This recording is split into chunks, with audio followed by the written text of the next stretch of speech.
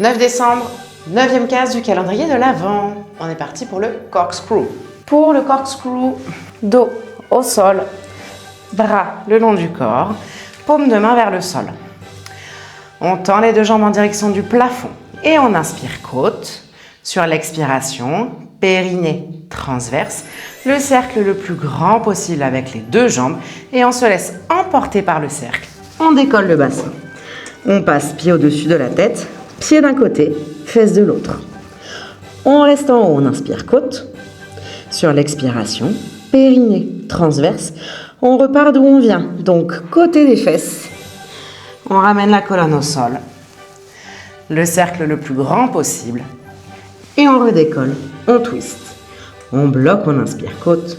Sur l'expiration, périnée transverse, descend, cercle, remonte, twist. Si cette option est trop difficile, j'ai une option pour ne pas twister la colonne lombaire. Toujours dos au sol, bras le long du corps, jambes tendues en direction du plafond. On inspire côte.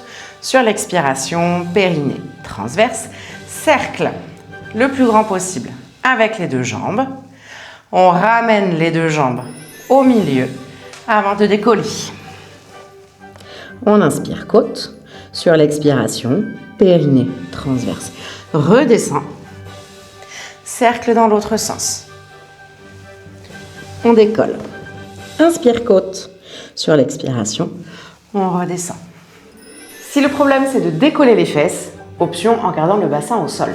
Jambes tendues, bras le long du corps, on inspire côte. Sur l'expiration, périnée transverse. Le cercle le plus grand possible. Avec les deux jambes. On bloque, on inspire côte. Sur l'expiration, périnée transverse. On change de sens. Et on bloque, on inspire côte. Et on continue. Ici, 3 allers-retours, quelle que soit l'option.